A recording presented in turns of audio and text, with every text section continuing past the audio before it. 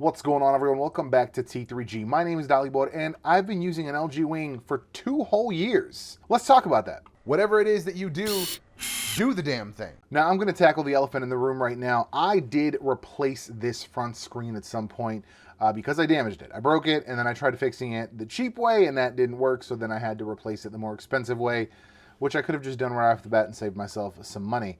But nonetheless, the front screen, replacement front screen, has been working fantastically on this device. The video is linked down below if you want to check it out, but that is the correct way to do it. There is no practicality in trying to remove just the glass and fixing that. It's silly. Now let's talk about the thing that everyone thought would fail, and that's the swivel mechanism. And it has not failed. Not even a little bit, not at all. The software can sometimes kind of lag a little bit, like a few seconds, not even a few seconds, like a second behind. But other than that, yeah, no damage to the actual swivel mechanism. And that's with me taking it apart several times to replace the front screen. Speaking of software, this originally came with Android 10, and now we are all the way up to 12, supposedly rumored that a 13 update is also coming. So honestly, better than I was expecting, especially with the fact that LG Mobile is no longer a thing. So no one is actually making software for this, which is the drawback in the software department, right? With a few of the apps, you have the kind of built-in features that allow you to do the fun things that this phone has, right? If you have your YouTube open, you can pull down on the bottom screen and switch it to go to the bottom screen as opposed to the top screen, and then you can use the bigger screen. You can't do that with other media apps such as Hulu or Netflix and things like that. They just never got on the ball and never made that feature in their apps. But with the dual app shortcuts, I can still check my stats while watching Bob's Burgers, so I'm not really at a loss there. Now with those Android 12 updates, we did get some of the fun new things like the new clock widgets, the new notification sliders and things like that. Honestly, software-wise, I have no problems with this. The super fun features like the Wing camera gimbal mode, I really haven't been using a ton because I moved to recording most of my stuff with the Insta360 Go 2, so that just hasn't been a necessity for me. But when I pull it out, it's still very reliable. Whatever little hiccup I had with like the version 10, when I got 11, it fixed it. Like I was having some major stutter at some point, and once that 11 update came through, it fixed it. So there is definitely thought still being put into these updates as they are fixing issues that these devices have. Another thing that was updated with 11 that I don't think I actually talked about before, in 10, when you had the phone locked, so let's lock this bad boy, right? You open it, and in 10, you had to actually go and unlock on the side here. You can see that the thumbprint is still there. However, you had to also put the pattern in over there as well. You couldn't do it on the bottom screen, but they actually fixed that, and now you can put the pattern on the bottom screen. It's not locking right now because I'm at home, and I've got it set to not lock when I'm at home so that it allows me to actually just use my phone whenever I want to. But trust me, it's there. Now, speed-wise, I really haven't had any issues, honestly. I haven't had any kind of hiccups or hang-ups or, I mean, things load at the speed they load. Like everything's opening pretty quickly, pretty solid. It switches over to the front cam without problem. And the front camera, that's also withstood the test of time. It still collects a lot of dust, but honestly,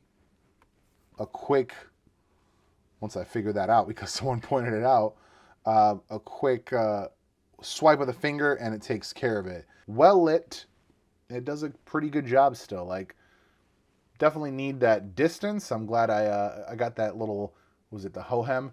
Glad I got that. We definitely need some distance on it, but quality-wise, it's solid, honestly. But yeah, like it collects some dust, but it's really a non-thing. I have dropped it many times, and as I will demonstrate now, and I don't necessarily like to do this on purpose, but we're gonna hit record. No, there it is. It says auto shut off. I'm gonna stop that. So auto shuts off when the camera gets a big enough jolt. It pulls it in to protect the mechanism and to protect the actual camera, which is fucking great. For that feature to still be working after 2 years, honestly, this phone was built way better than than it deserved to be, and than we deserved, because man, I really wanted that rolling phone from LG. Like they were going to be the first ones to market with it, and I really wanted it. But there's a couple companies playing with it now, so maybe that will be the next one, but we'll see what happens. Until such a device makes it to market, I'm going to stick with this thing, man. I really, like, the only thing at this point that kind of has my eye that might be interesting to have is the Fold. And at the price point, though, it like hurts my feelings to think about the price point. So I'm going to definitely hold on to this for at least another 8 months or whatever until the Fold 5 comes out. If that is revolutionary in some fashion, hopefully in the price point fashion, maybe that's where I'll go. Or if someone decides to spontaneously whip out a rolling phone, that's going to be where I go with it. Till then, I'm riding this bad boy out. I want to touch on the front screen protector real quick. I've done several videos on the several versions of this. Absolutely loving the progress that this creator has made. It is linked down below, and his channel is linked down below. I keep forgetting his name. I apologize. But this thing has stood up pretty damn solid. The only thing I will say, I had the white, was this version 7 or whatever? The most recent version that I'm aware of. Version 7, I had the white one on here. It got real dirty when I started working at my new job, which is a manufacturing place, and there's just like steel rule and wood and all this stuff like being moved around in the warehouse. I was not expecting it to get that dirty, but it did, so I went with the black. I know there was a concern, even I had a concern to a point, that the bottom screen would get scratched up because of the back of this actually having some material. It hasn't at all. Like, even if I was to go, like, there is the rut, like, you know, if you have stuff on it, like, it rubs that stuff, but when you swipe it off, yeah, there's no more. I think that I did get some off the version 5 or whatever it was, because that was the harder material that was used, but ever since I switched to the TPU, I'm still like so uninformed about 3D printing, but the softer material, ever since he switched to that, I've had no additional scratches. Now, there, I kind of see a couple right there. That's like really getting a specific angle just to be able to see it. So like your day-to-day use, you don't notice them. I literally haven't noticed them until I just looked. The front screen has held up pretty well. I did scratch it with something. I tend to throw it in my pocket with like keys. No. I will say the speaking case has held up pretty dang well. I don't like to take this off the back at all, because when I took it apart to do the screen replacement, I didn't put the adhesive on in a way that makes the back actually properly adhered to the body.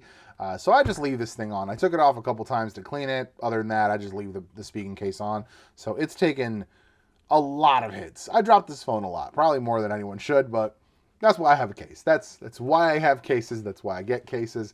That's why I don't understand people that walk around with phones with no cases. It blows my mind. Nonetheless, that's going to be it for this one. If you have any questions about the LG Wing, if you are just discovering the LG Wing, please do ask any questions you may have. I'm going to be compiling all the shorts videos that I did and putting together a kind of a in-depth tips and tricks for the LG Wing. And I'm looking to feature a special guest. We'll talk about that in that video. Thank you for watching. Make sure you like, subscribe, all the YouTube things.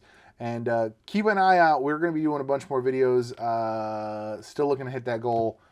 Well, I'm on my way. It's getting there. It's getting there. I got something for another video that I was already planning, so that's ready. I've got... Just subscribe. Just subscribe. Stay tuned.